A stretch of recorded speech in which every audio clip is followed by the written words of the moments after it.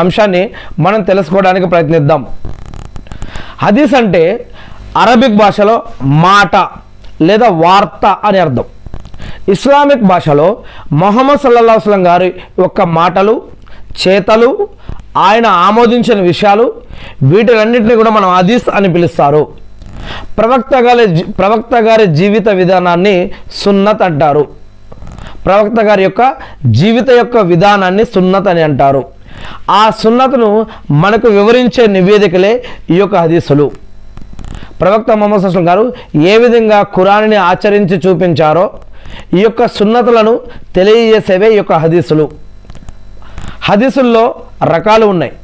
ఏంటా రకాలు అంటే, హదీసుల్లో సహీ హదీస్, హసన్ హదీస్, జయీఫ్ హదీస్, మౌజు హదీస్ అనేటటువంటి 4 రకాలు ఉన్నాయి హదీసుల్లో. వాటిల్లో సహీ హదీస్ అంటే ఏమిటి అంటే అత్యంత ప్రామాణికమైనది.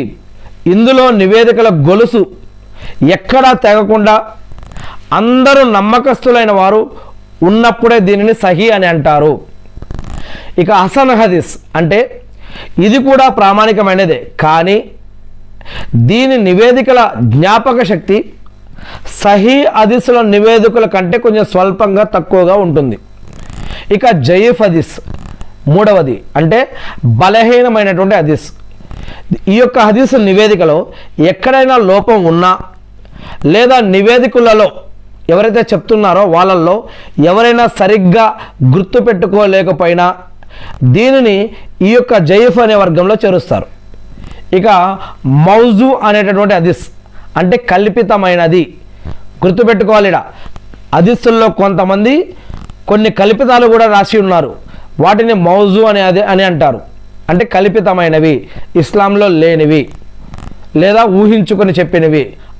ఇలా ఇవి ప్రవక్త గారి పేరుతో ఎవరో అల్లినటువంటి అబద్ధాలు. వీటిని హదీసులుగా పరిగణించకూడదు. ఇక మరి ప్రామాణికంగా వేటిని తీసుకుంటున్నారు? మతపరమైన తీర్పులకు, ఫత్వాలకు లేదా ఆచరణలకు ప్రామాణికంగా తీసుకోవడానికి పండితులు కొన్ని హదీసులు తీసుకుంటూ ఉన్నారు. సహీ హదీసులు ఏవైతే ఉన్నాయో ఇవి అత్యుత్తమమైనవి. ముఖ్యంగా సహీ బుఖారీ మరియు సహీ ముస్లిం గ్రంథాల్లోని హదీసులను అత్యంత ప్రామాణికంగా మనం భావిస్తారు.